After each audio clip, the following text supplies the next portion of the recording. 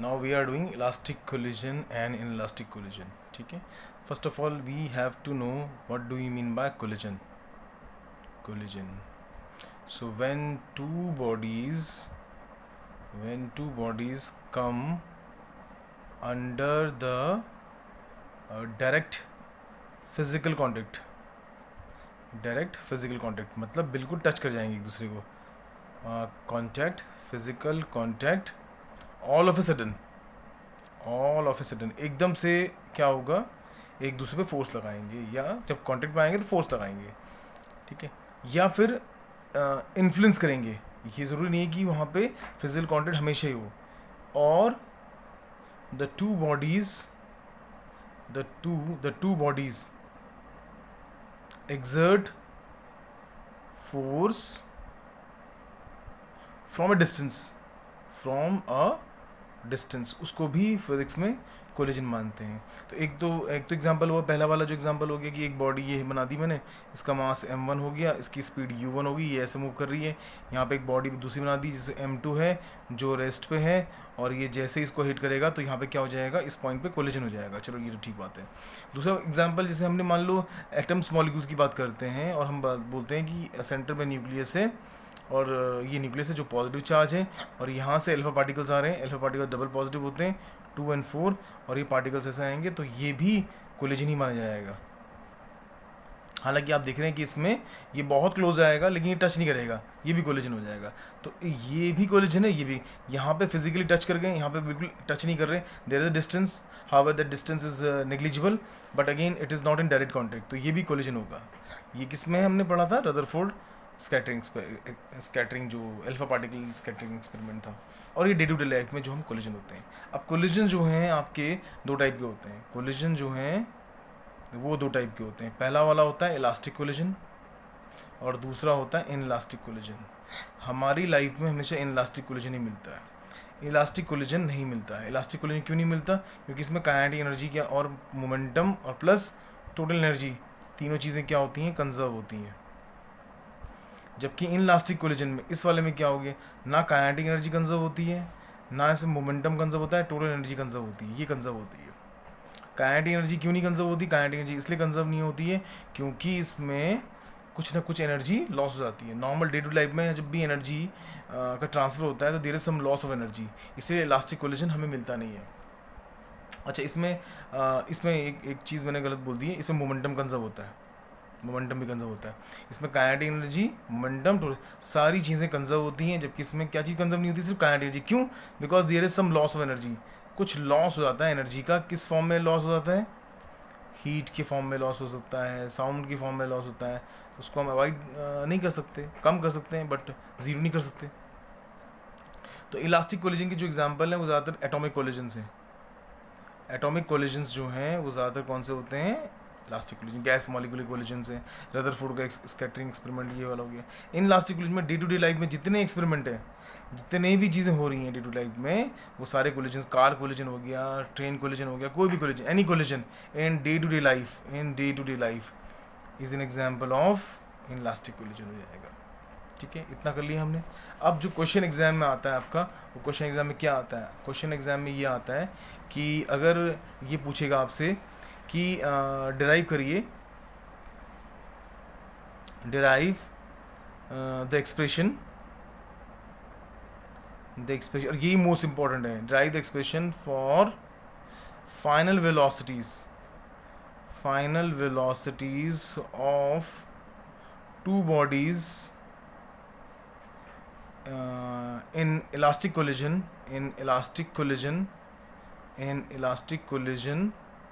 में निकालना है, एक्सप्रेशन निकालना है फाइनल वेलोसिटीज का elastic collision in one dimension में, वन डायमेंशन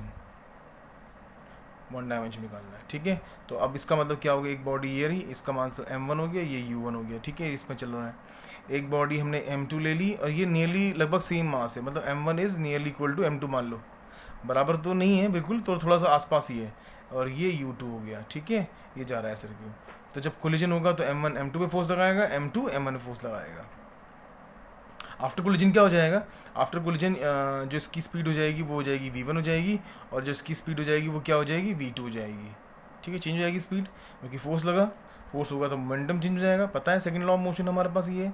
तो अब हमारे पास क्या लिखेंगे, law of linear momentum conserve होता है, ये इलास्टिक कोलिजन चल रहा है, तो मैं लिखूंगा m1u1 plus m2u2 is equal to m1v1 plus m2v2 हो जाएगा।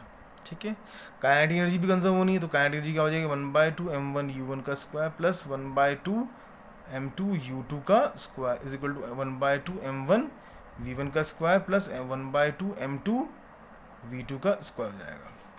1/2 1/2 1/2 कट जाएगा, तो क्या आ जाएगा यहाँ पे आपका, यहाँ पे आपका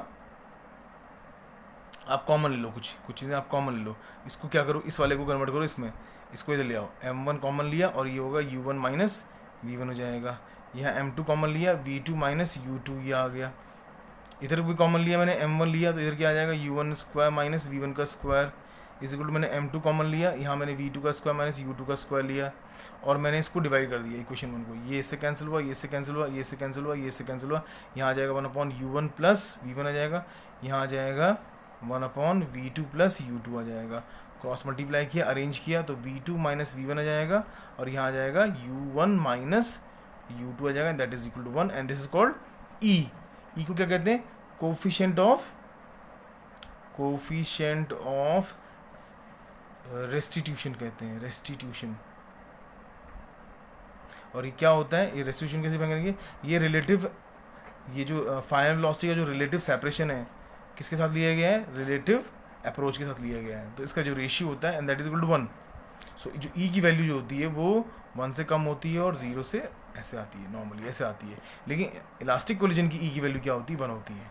बाकी इनलास्टिक में ये वैल्यू 0 से लेकर 1 तक के बीच में वेरी करती है, कोई डायमेंशन नहीं होती, कोई यूनिट नहीं होती, ई की वैल्यू 1 होती है आपकी, ठीक है ना। तो ये फॉर्मूला आ गया। अब ये जो फॉर्मूला मैंने लिखा है, इस फॉर्मूले का मतलब क्या हुआ, इस फॉर्मूले का मतलब ये हो गया कि मेरे पास जो ई का फॉर्मूला है वो क्या था, फॉर्मूला मेरे पास फॉर्मूला आया 1 is equal to v2 minus v1 upon u1 minus u2, यानी मेरे पास फॉर्मूला आ गया v2 is equal to u1 minus u2 plus v1, ये फॉर्मूला आ गया मेरे पास। अब इस फॉर्मूले को आप मेन फॉर्मूले में रखिए, कौन से वाले फॉर्मूले में, m1 u1 plus m2 u2 जो स्टार्टिंग में मोमेंटम वाला था, m1 v1 plus m2 v2 था, v2 बोल ये रख दो बेटा, u1 minus u2 plus v1 रख दो, ठीक है। अब ये है m1 u1 plus m2 u2 is equal to कितना आएगा ये बताओ, ये आ जाएगा मेरा m1 v1 plus m2 u1 minus m2 u2 plus m2, ये कितना आएगा v1 आ जाएगा, ठीक है। अब क्या करोगे आप, इसमें से इसको सेपरेट वाली चीज़ ले जाओ, इसको इधर ले आओ, इसको अरेंज करो जरा इसको। हमें क्या निकालना है, हमें बेटा हमें निकालनी है v1 लॉस निकालनी है, तो v1 निकालने के लिए हम v1 तो कॉमन ले लेते हैं, यहाँ करते हैं m1 प्लस m2 कर लेते हैं, ये मैंने कॉमन ले लिया, इनको मैंने कॉमन ले लिया और बाकी इधर ट्रांसफर करते रहो। जैसे ही इधर आ जाएगा तो ये m2 इसका जाएगा, तो m2 कॉमन आते ही क्या आ जाएगा, m2 कॉमन आ जाएगा u2 माइनस u1 हो जाएगा, देखो ये वाला। और जब ये इधर चला जाएगा तो ये क्या आ जाएगा, ये ऐड हो जाएगा, तो ये आ जाएगा m1 प्लस m2 आ जाएगा, कॉमन आएगा ना, m1 प्लस m2 आ जाएगा। और यहाँ क्या कॉमन आ जाएगा, नहीं ये सॉरी ये गड़बड़ हो गया, जस्ट अ मिनट, जब ये तो कॉमन आ गया, इसको मैं कॉमन ले लेता हूँ, तो कॉमन लेके क्या आ जाएगा, ये तो आ जाएगा v1 कॉमन आ गया, m1 प्लस m2 आ गया, ठीक है, ये m1 प्लस m2 आ गया, ये आ गया। अच्छा ये क्या होगा, इस वाले में देखो m1 u1 है और ये इधर वाला m2 u1 है, और ये वाला ये सेम है, देखो बेटा ये वाला सेम है, तो ये आ जाएगा 2m2 u2 आ जाएगा।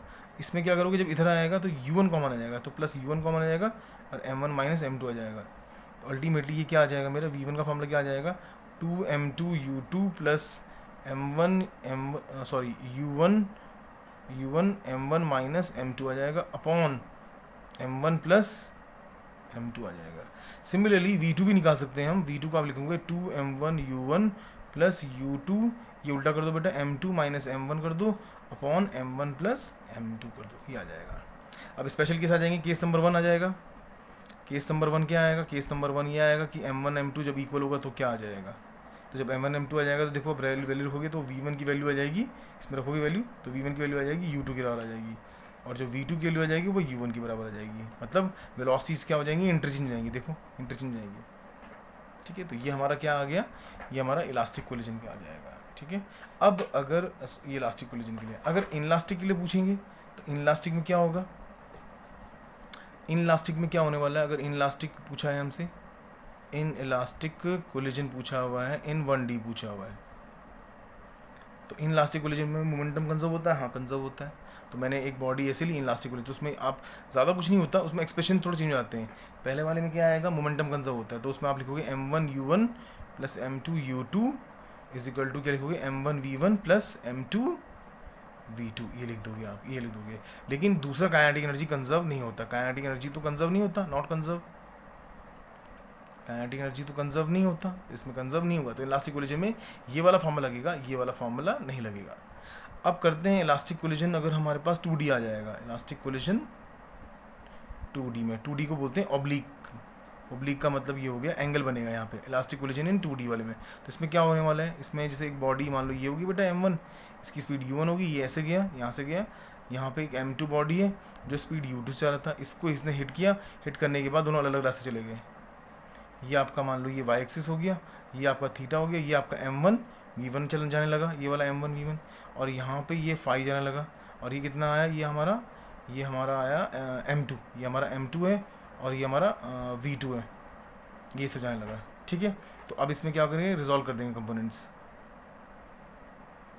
इसमें रिजॉल्व कर देंगे। तो इसमें वही होगा, पहले वाला क्या होगा, पहले वाला तो वही होगा, काइनेटिक एनर्जी तो कंजर्व होगी, 1/2 m1 u1 का स्क्वायर होगा।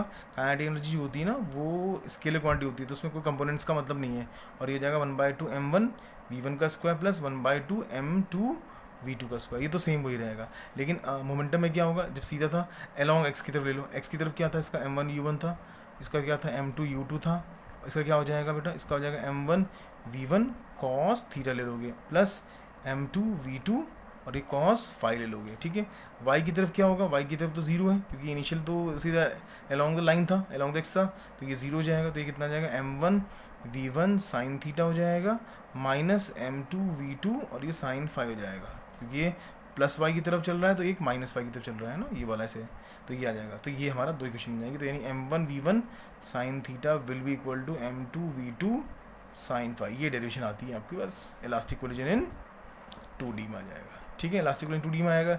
अब elastic collision in elastic collision 2D में क्या होगा, इन इलास्टिक कोलिजन में 2D में वही सेम फॉर्मूले होंगे जो पहले वाले में हुआ। इन इलास्टिक कोलिजन अगर हो गया और 2D हो गया, अगर हमने 2D कर दिया तो उसमें ये वाला फॉर्मूला नहीं आएगा, ये वाला फॉर्मूला सेम रहेगा। तो this is all about your collision. ठीक है।